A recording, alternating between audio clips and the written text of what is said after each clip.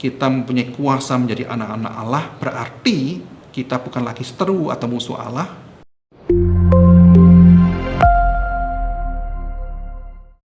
Shalom, salam sejahtera dalam nama Tuhan kita Yesus Kristus. Hari ini saya ingin berbicara mengenai hati Bapa. Yohanes 1 ayat 12 berkata, tetapi semua orang yang menerimanya diberinya kuasa supaya menjadi anak-anak Allah, yaitu mereka yang percaya dalam namanya. Dulu kita selalu mengambil ayat ini dari sisi kita.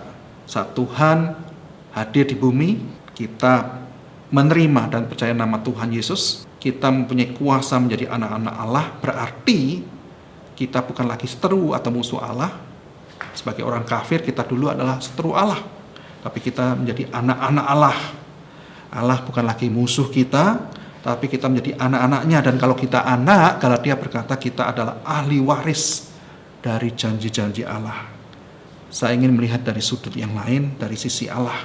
Saat Yesus lahir di dunia, Allah merelakan dirinya menjadi Bapa bagi kita semua, orang kafir, orang Gentiles, yang menerima dan percaya kepada nama Yesus. Saudara harus ingat ini. Dia rela mengambil tanggung jawab sebagai Bapa yang harus memelihara dan mendidik anak-anaknya dengan kasih. Bukan lagi sebagai musuh, bukan lagi sebagai tuan. 30 Januari 2010 saya menjadi seorang bapa. Dan sejak saat itu kehidupan saya berubah total. Tujuan hidup saya berubah, bukan lagi untuk kepentingan dan kebahagiaan diri sendiri. Tujuan utama saya justru untuk mempersiapkan anak saya mempunyai masa depan yang penuh harapan dan kehidupan yang berbahagia. Dan saya bisa mengorbankan segala sesuatu untuk mencapai tujuan itu. Matius 7 ayat 11 berkata, jadi jika saya yang jahat tahu memberi pemberian yang baik kepada anak saya, apalagi Bapamu yang di surga.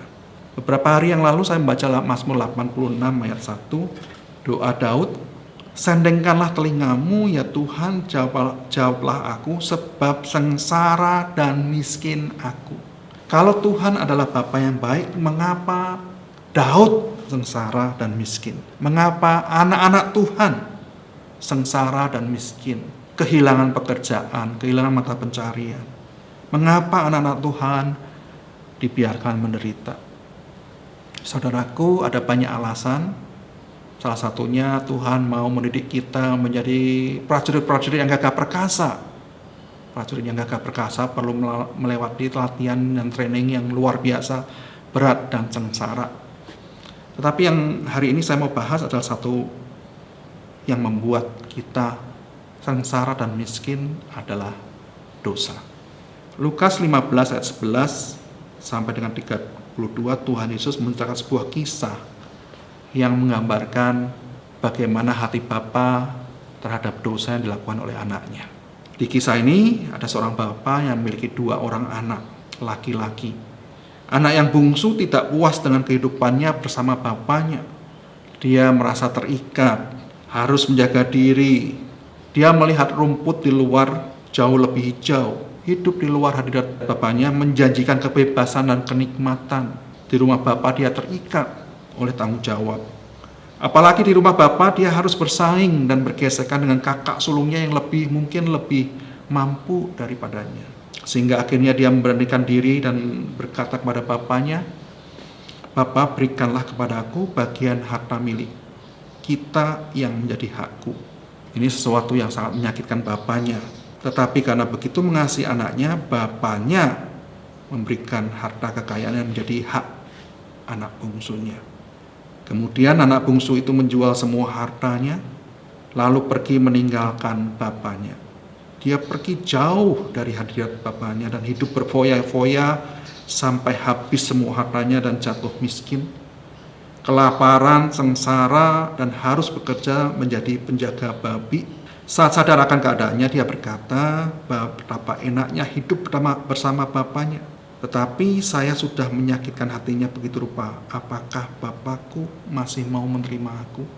Lalu dengan ragu-ragu dan rasa tidak layak, dia bangkit dan berdiri dan pergi kepada bapaknya.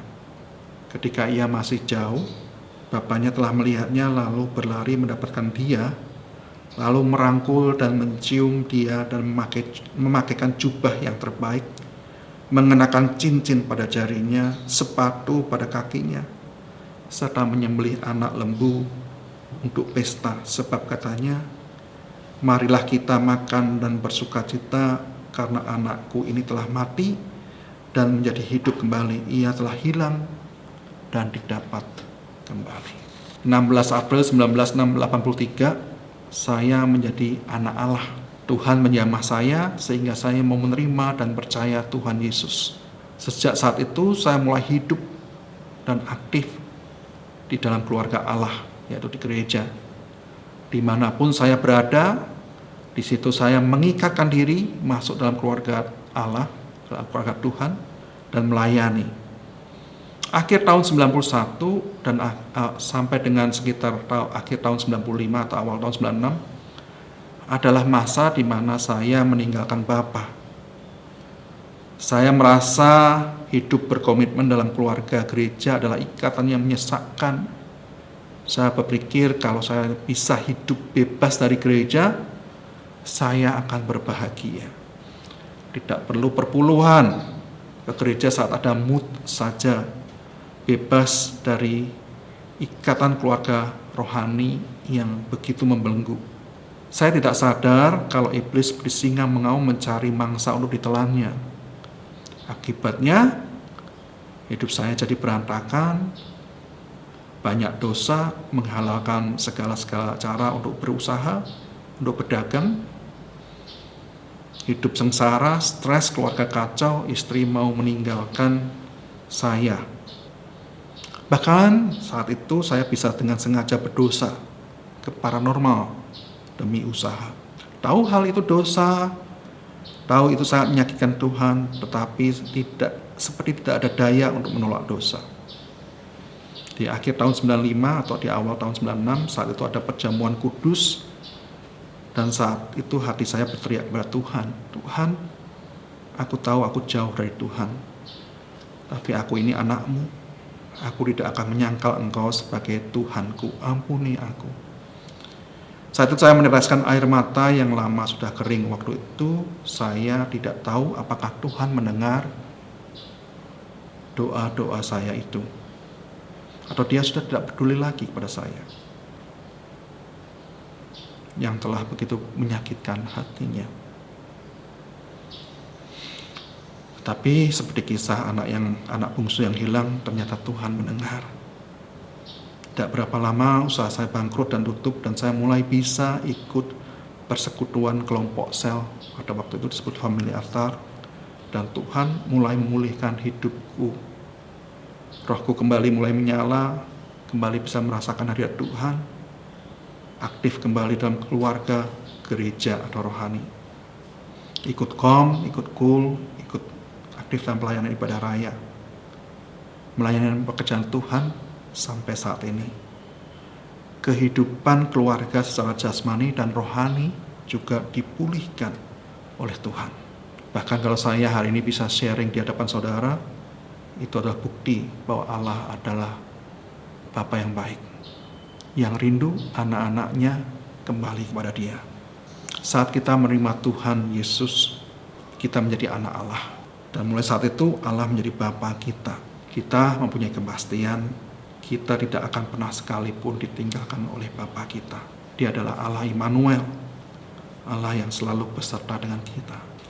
Saudaraku, bagi saudara yang belum pernah menerima Tuhan Yesus, ini saat yang baik bagi saudara untuk menerima Tuhan Yesus, menjadi Bapa saudara. Bagi saudara yang sudah menjadi anak-anak Allah, yuk jangan takut untuk bertobat, untuk kembali kepada Bapa. Seberapapun besar dosa saudara, hati Bapa jauh lebih besar.